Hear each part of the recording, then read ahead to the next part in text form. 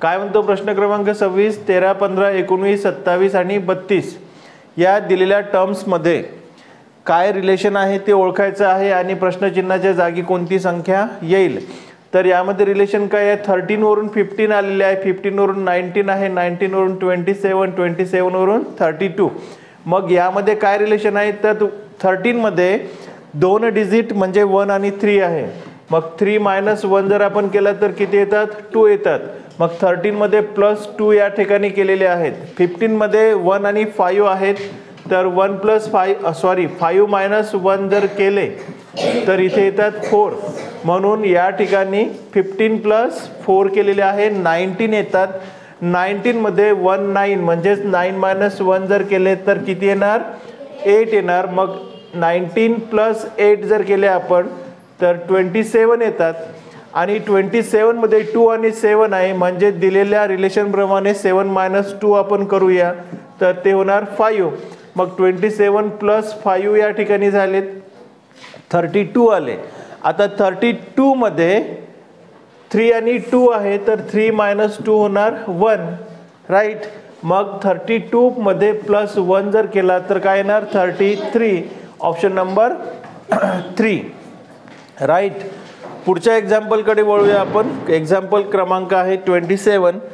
70, 55, 45, 39 question mark then 35. Now what is the relation given in the terms? काय relation दिलेलं आहे, जे relation दिलेलं असेल त्या रिलेशनला आपल्याला फॉलो करावं लागेल, त्याशिवाय आन्सर फाइंड आउट करता येणार नाही. मग रिलेशन काय आहे, 70, 55, 45, 39 question mark then 35. तर या क्वेश्चन मार्कच्या ठिकाणी काय येणार, तर संख्यांचा क्रम जो आहे तो संख्या थोड्या थोड्या फरकाने कमी होत आहे, राईट. 70 म्हणजे 70 पासून संख्येला सुरुवात झाली, त्यानंतर 55, 45, 39 क्वेश्चन मार्क देन 35. तर या ठिकाणी उतरता क्रम आपण गृहीत धरूया की संख्या उतरत्या क्रमामध्ये आहे. मग उतरत्या क्रमामध्ये आहे तर कितीने मायनस होत आहे, संख्येमध्ये फरक होत आहे म्हणजे काय होत आहे, मायनस होत आहे, सबट्रॅक्शन होत आहे. तर कशाने सबट्रॅक्शन होत आहे, किती फरकाने संख्या कमी होत आहे. मग बघा 70 वरून 55 वर जंप केली म्हणजे 15 ने कमी झाली संख्या, बरोबर. मग 55 वरून 45 वर आलो आपण, 10 ने कमी झाली. मग या ठिकाणी आपण असं कन्सिडर करू शकतो की 15 ने कमी होत आहे, मग 10 ने कमी होत आहे, मग 5 ने कमी व्हायला पाहिजे, बरोबर आहे. मग या रिलेशननुसार 5 ने कमी होते का, 45 म्हणजे 45 वरून 39 वर आलो आपण, म्हणजे संख्या इथे 6 ने कमी झाली. याचा अर्थ आपण जे लॉजिक लावून राहिलो ते लॉजिक इथे अप्लाय करत नाही.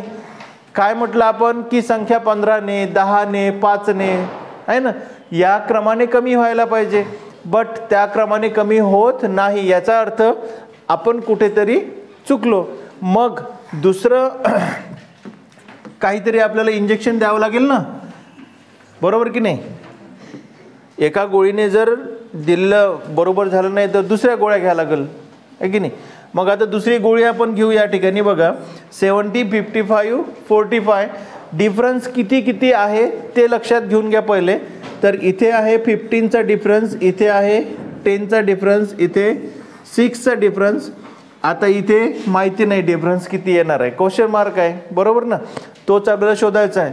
तर एक गोष्ट लक्षात आली असेल, 15, 10 आणि 6 हे काय आहे, these are triangular numbers, these are triangular numbers, triangular numbers आहे म्हणजे त्रिकोणी संख्या आहे. याचा अर्थ काय की त्रिकोणी संख्यानुसार संख्येमध्ये फरक पडत आहे. आता बघा मोठी त्रिकोणी संख्या या ठिकाणी 15, राईट. त्याच्या आधीची त्रिकोणी संख्या 10, 10च्या आधीची त्रिकोणी संख्या 6, 6च्या आधीची त्रिकोणी संख्या 3, करेक्ट. म्हणजे 39 मधून 3 मायनस करावं लागेल आपल्याला, किती येणार 36. तर या ठिकाणी 36 येणार. आणि 36 म्हणजे 3च्या आधीची संख्या कोणती आहे, 1. मग 36 मधून 1 जर मायनस केला तर बरोबर 35 आले, राईट. म्हणजे क्वेश्चन मार्कच्या ठिकाणी काय होणार आहे, 36 म्हणजेच 36 हा नंबर येईल. Is that clear. चला पुढच्या प्रश्नाकडे आपण वळूया. आणि पुढच्या प्रश्नाकडे बघा 29 नाही सॉरी 28.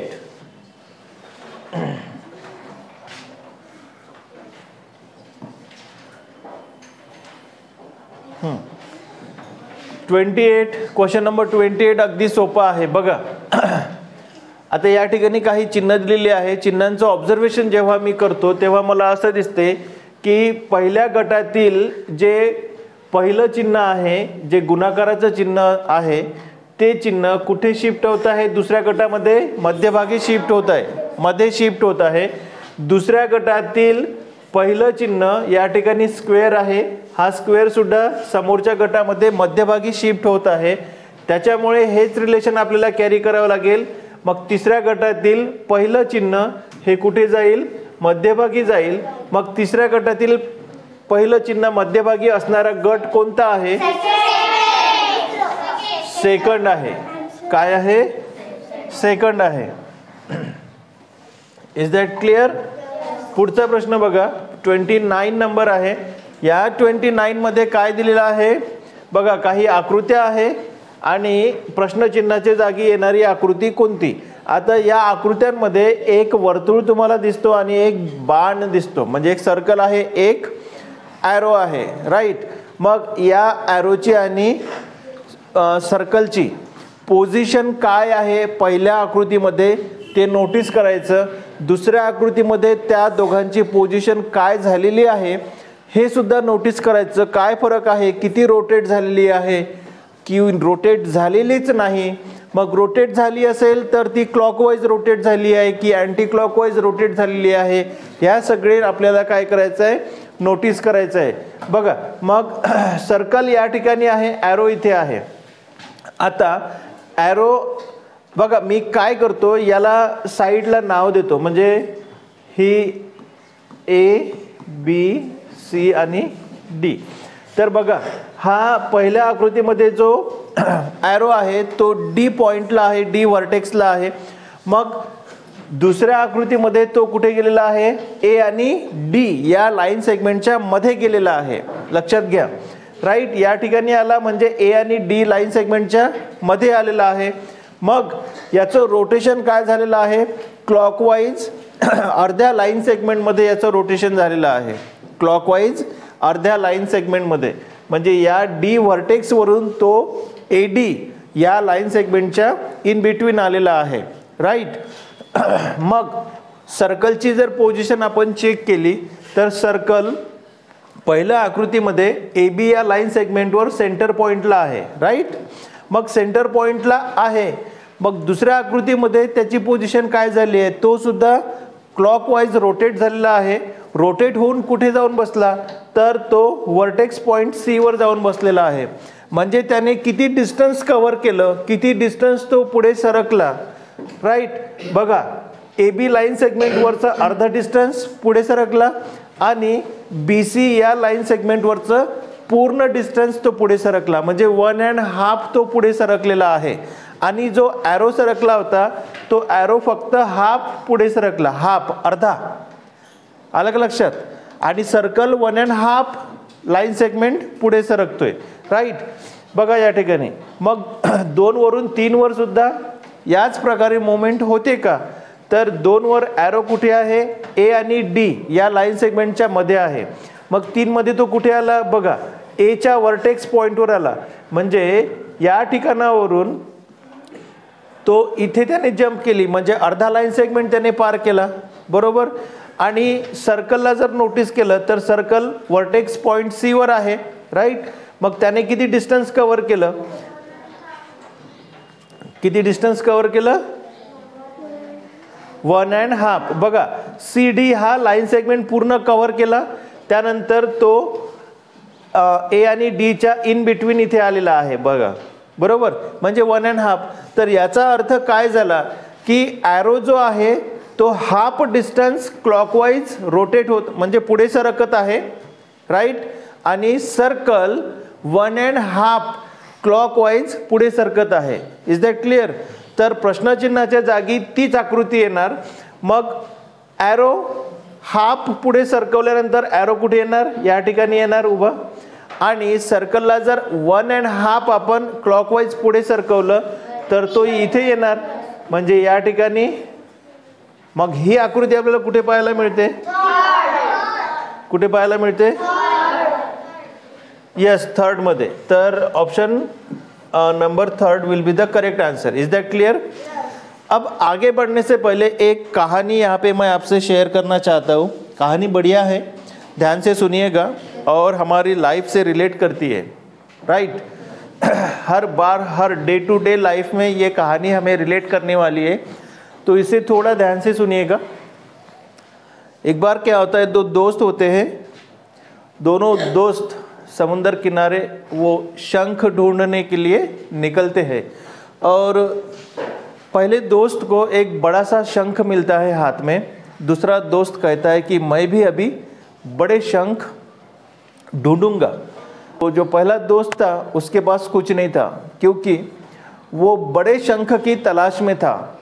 अब बड़े शंख मिलने की उम्मीद में उसे जो छोटे छोटे शंख मिले वो उसने फेंक दिए थे, राइट. अब वही फेंके हुए शंख दूसरे दोस्त ने उठा लिए थे. अब दूसरे दोस्त के पास एक बड़ा शंख भी हो गया था और छोटे छोटे काफ़ी सारे शंख उसके पास आ गए थे. और वो कहता है कि अब ये सारे शंख बेचकर मैं कम से कम 3,000 रुपया कमा लूँगा. लेकिन पहले वाले दोस्त के पास कुछ भी नहीं था, उसने छोटे छोटे शंख फेंक दिए थे. अब छोटे छोटे शंख फेंकने की वजह से क्या हुआ, वो जो छोटे शंख के पैसे उसे आने वाले थे वो भी नहीं आए. इसका मतलब क्या हुआ कि हमारी लाइफ में जो भी छोटी छोटी चीज़ें होती है, जो भी छोटे छोटे हमारे प्रयास होते हैं, वो एक बड़ा सक्सेस का कारण बन सकते हैं.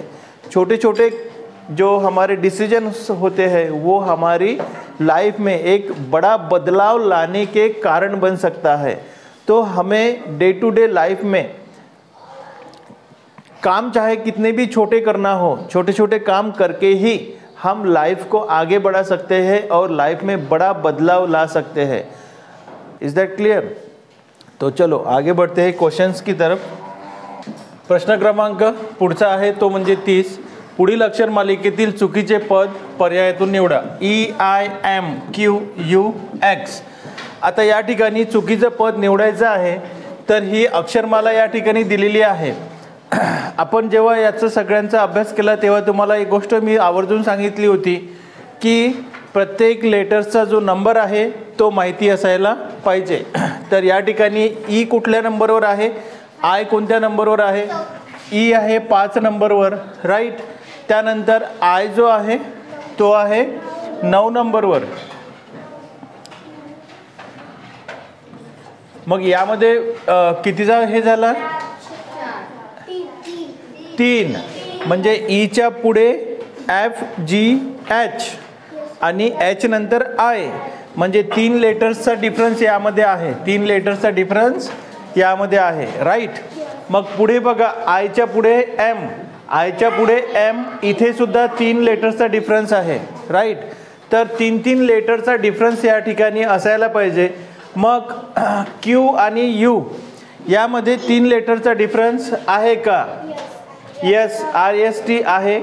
M आणि Q, M आणि Q, NOP, यस. आणि U नंतर X, U नंतर X, 1 2 दोनच लेटर U आणि X यांच्यामध्ये दोनच लेटर आहे. त्यामुळे Xच्या ऐवजी दुसरा कुठला तरी लेटर म्हणजेच या ठिकाणी यायला पाहिजे, Y यायला पाहिजे. पण या ठिकाणी X आहे, त्यामुळे X हे चुकीचं पद होणार. Option number 3 will be the correct answer. पुढचा प्रश्न आहे बघा.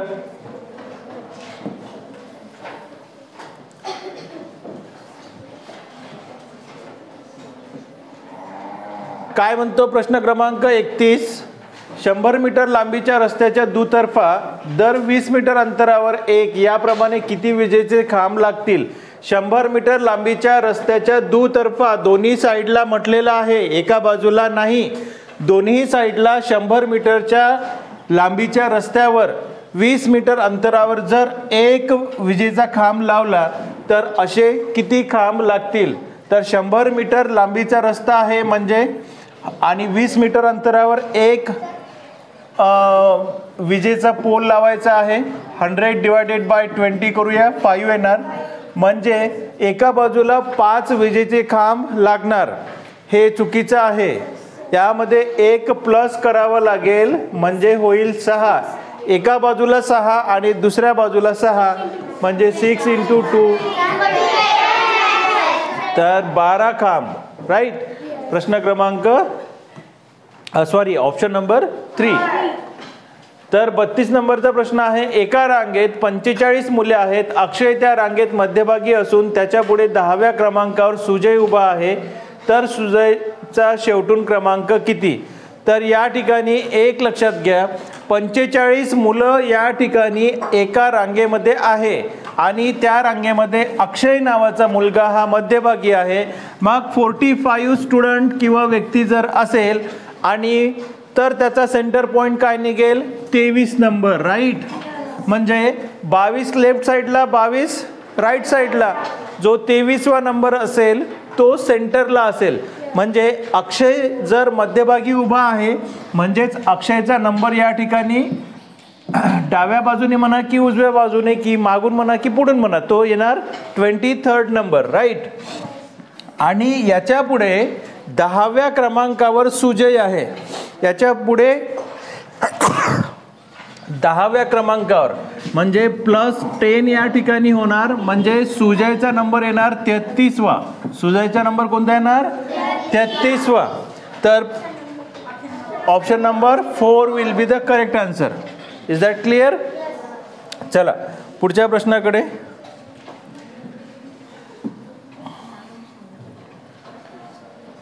तेहतीस नंबर. आता या ठिकाणी लक्ष द्या, 33 नंबर काय म्हणतो? एका रांगेत अ ब क ड ई असे उभे आहेत. अ हा क आणि ड यांच्यामध्ये उभा आहे. क च्या दुसऱ्या बाजूस शेजारी कोणीही नाही. आता या ठिकाणी एक लक्षात घ्या, क च्या दुसऱ्या बाजूस शेजारी कोणीही नाही याचा अर्थ कट एका टोकावर आहे. बरोबर. कारण त्याला एका बाजूला कोणीही शेजारी नाही म्हणजे तो कुठे आहे? टोकावर आहे. मग क च्या दुसऱ्या बाजूला शेजारी नाही म्हणजे आपण इथे क ला लिहून टाकू. याचा अर्थ तो एका टोकाला आहे. ड च्या शेजारी ब नाही. आता 5 व्यक्ती आहे. 5 व्यक्तींचं स्थान आपण आधी कन्सिडर करून घेऊया. हा क 1 आहे, हा दुसरा, हा तिसरा, हा चौथा आणि हा 5वा. राईट. मग या 5 व्यक्तींना आपापल्या दिलेल्या निर्देशाप्रमाणे त्यांच्या स्थानावर आपण बसवायचं फक्त. राईट. तर अ हा क आणि ड यांच्या मध्ये उभा आहे. आता बघा, अ हा क आणि ड म्हणजे या ठिकाणी ड असेल आणि इथे अ असेल. बरोबर. आलं लक्षात? अ हा क आणि ड यांच्या मध्ये आहे. क च्या दुसऱ्या बाजू शेजारी कोणीही नाही. इकडे बघा, क च्या लेफ्ट साईडला कोणीही नाही म्हणजे तो टोकावर आहे. ड च्या शेजारी ब नाही. राहिला कोणता? ब. मग ड चा शेजारी ब नाही म्हणजे इथे ब येणार नाही, तर ब येणार या ठिकाणी. बरोबर आहे.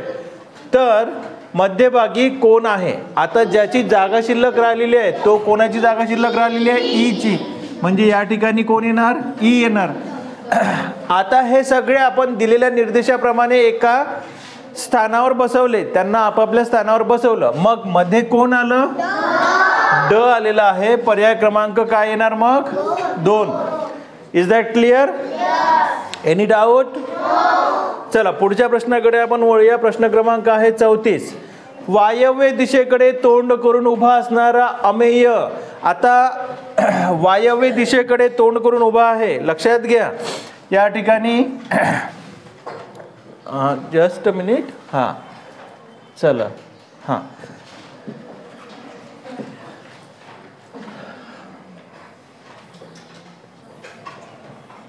येणार रे बा इकडे. हां 34 नंबर काय म्हणतो, वायव्य दिशेकडे तोंड करून उभा असणारा अमेय. आता दिशा आधी आपण इथे ड्रॉ करून घेऊया. बघा वरची जी दिशा आहे ती कोणती दिशा असते, उत्तर, ही दक्षिण, ही पूर्व आणि पश्चिम, राईट. आता उपदिशा सुद्धा आपण मार्किंग करून घेऊया. बघा उपदिशा, तर या ठिकाणी आहे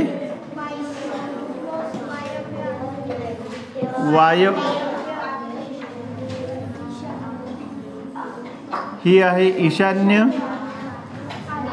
आग्नेय आणि ही आहे नैऋत्य.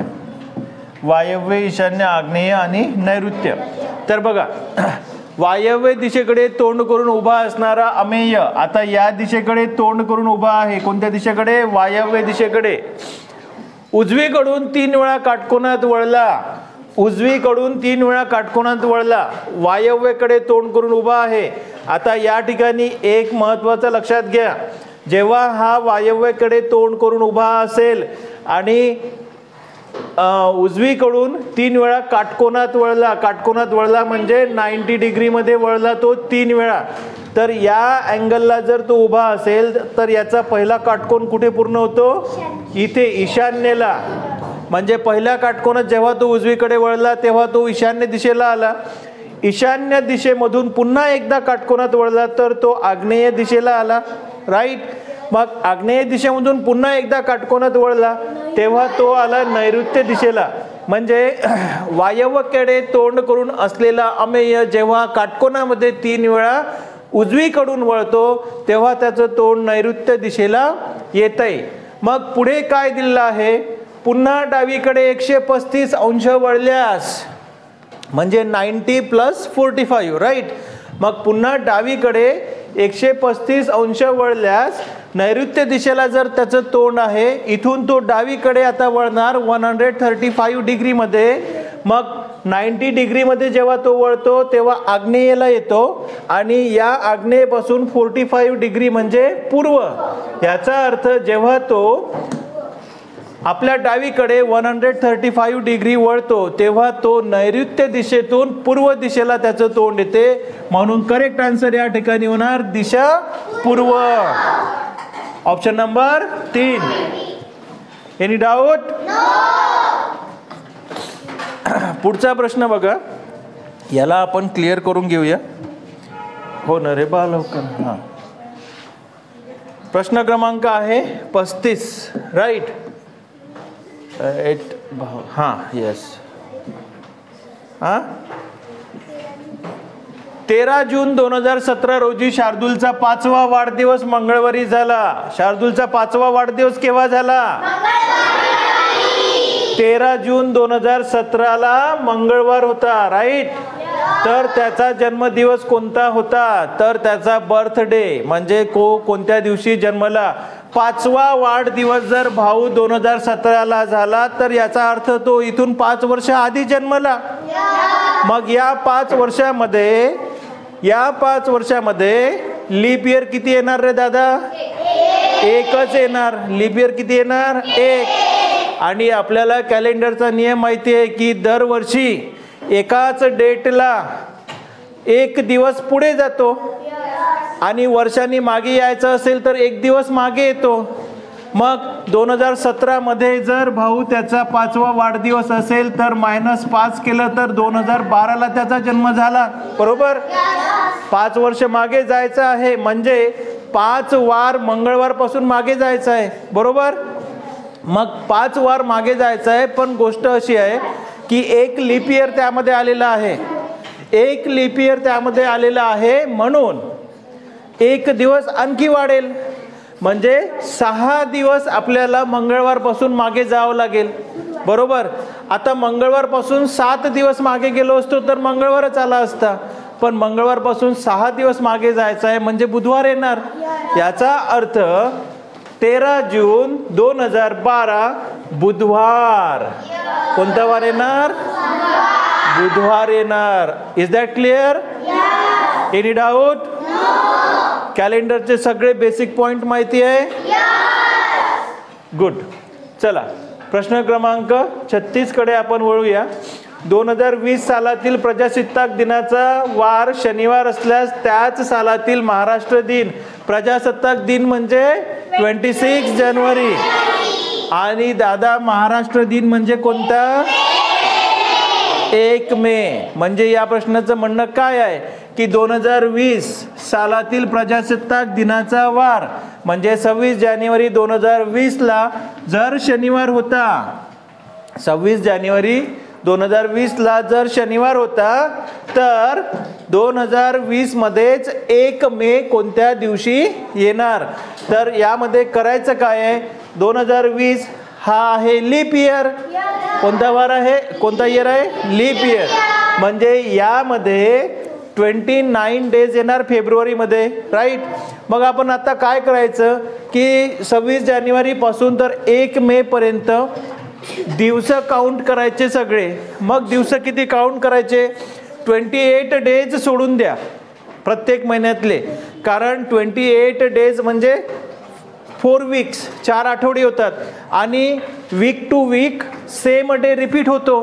त्यामुळे आपल्याला त्या 28 डेजचं कॅल्क्युलेशन न केलेलं जास्त बेटर राहील.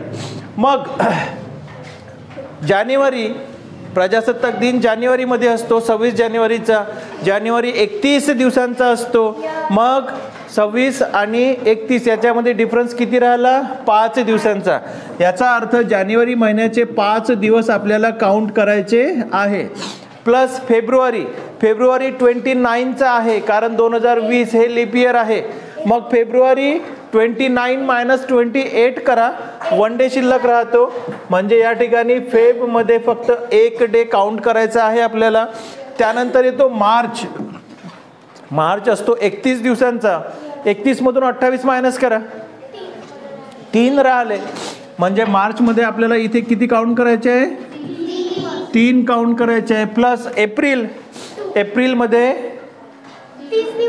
30 दिवस, 28 मायनस करा 2. म्हणजे एप्रिल मध्ये 2 दिवस आणि मे मध्ये 1च दिवस, बरोबर. कारण 1 मेची डेट काढायची आहे. म्हणजे मे मध्ये फक्त 1 दिवस काउंट करायचा आहे. आता रोहन, या सगळ्यांची जेव्हा तू ॲडिशन करतो तेव्हा किती दिवस आपल्याला मिळतात? 5, 6, 3, 9, 2, 11 आणि 1, 12. 12 दिवस मिळतात, राईट. मग 12 दिवस आपल्याला पुढे जायचं आहे, पण आपल्याला माहिती आहे की 7 दिवसानंतर सेम डे रिपीट होतो. मग 12 वजा 7 करून टाका दादा. इथे राहिले किती? 5. म्हणजे तुम्हाला शनिवारपासून 5 दिवस फक्त पुढे जायचं आहे. रविवार, सोमवार, मंगळवार, बुधवार, गुरुवार. तर कोणता दिवस येणार दादा? गुरुवार येणार, राईट. Any doubt? चला पुढे. हां बघा,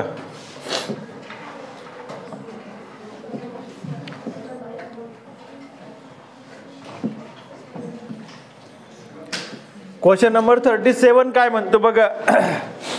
प्रश्नचिन्हाच्या जागी येणारी संख्या शोधा. आता बेटा हे जे असे गणित असतात की नाही, याला पझल्स म्हणतात, नंबर पझल्स. तर या ठिकाणी वाटते तेवढं हे सोपं नसते. एक्झाममध्ये जेव्हा 1.5 तासाचा तो पेपरचा टायमिंग असतो, त्या टायमिंगमध्ये अशा प्रकारचे प्रश्न सोडवणं म्हणजे हे फार डोकेदुखी असते. एकतर आपण त्या पेपरमध्ये कॉन्सन्ट्रेशन असतो आणि याचं काहीच लॉजिक लागत नाही, राईट. आलं लक्षात? त्यामुळे अशा प्रश्नांची मॅक्झिमम प्रॅक्टिस करणे हाच एक उत्तम पर्याय आहे. जर लॉजिक ओपन करायचे असेल की नाही तर मॅक्झिमम प्रॅक्टिस करणे हेच महत्त्वाचं आहे. तर या ठिकाणी बघा, व्हर्टिकल आणि हॉरिझॉन्टल अशा दोन्हीही कॉलम आपल्याला टॅली करायचे असतात आणि क्रॉस कॅल्क्युलेशन पण इथे करायचं असते. तर ज्या कॅल्क्युलेशनमध्ये म्हणजे एकतर व्हर्टिकल कॅल्क्युलेशनमध्ये तुम्ही कुठला तरी रिलेशन फाइंड आउट करू शकता किंवा हॉरिझॉन्टल कॅल्क्युलेशनमध्ये तुम्ही काहीतरी रिलेशन तुम्हाला सापडू शकते. दोन्ही नाही सापडले तर आपल्याला क्रॉससुद्धा आपल्याला कॅल्क्युलेशन करता येते. तर या ठिकाणी काय करायचं लक्षात घ्या. तर वर्टिकली जर आपण विचार केला तर 2, 5, 6 या पहिल्या कॉलममध्ये आहे. मग या 2, 5, 6चा काही रिलेशन लागतो का? 5 - 2 केलं तर 6 येत नाही. 2 + 5 केलं तर 7 होतात. 6 + 2 केलं तर 8 होतात. इथे 5 म्हणजे हा काही रिलेशन लागून राहिलेला नाही. मग 31 26 मध्ये काही रिलेशन लागते का? तर सध्या तरी आपण याला बाजूला ठेवू मधल्या कॉलमला. आणि इथे शेवटचा कॉलम जो आहे मोस्ट राईटला 3 1 4 आहे. तर 3 + 1 केलं तर 4 येतो. मग या ठिकाणी मग हेच रिलेशन पहिल्या कॉलममध्ये असायला पाहिजे होतं. 2 + 5 केले तर 7 असायला पाहिजे होते. बरोबर. याचा अर्थ 3 + 1 = 4 हे काही लॉजिक बरोबर नाही. मग पहिल्या कॉलममध्ये हेच रिलेशन आपल्याला दिसलं असतं ना, बट ते नाही आहे. याचा अर्थ ते रिलेशनच नाही आहे. मग अशा वेळेस जेव्हा प्लस मायनसचे ॲडिशनचे काही रिलेशन लागत नाही, अशा वेळेस तुम्हाला स्क्वेअर किंवा क्यूबचे रिलेशन लावून बघायचे असतात. स्क्वेअरचं रिलेशन आपण लावून बघूया. बघा 2 स्क्वेअर 4 होतो, 5 स्क्वेअर 29 होते, राईट. मग सॉरी 25 + 4 29 होतात असं म्हटलं मी, राईट. 25 + 4 29 होतात. मग पण इथे तेही काही रिलेशन आपल्याला दिसून राहिलेलं नाही. आता हे सगळं एवढं सांगायचं कारण काय की यामध्ये काही लॉजिक लवकर आपल्याला पकडता येत नाही की नेमकं काय असेल, कुठला संबंध कोणत्या नंबरचा संबंध कोणत्या नंबरशी असेल हे काही इझिली फाइंड आउट करता येण्यासारखं नाही आहे. तर काय करूया बघा. मग इथे तर काही रिलेशन लागून राहिलेलं नाही आहे. मग आता एक काम करूया आपण. पहिल्या कॉलमचा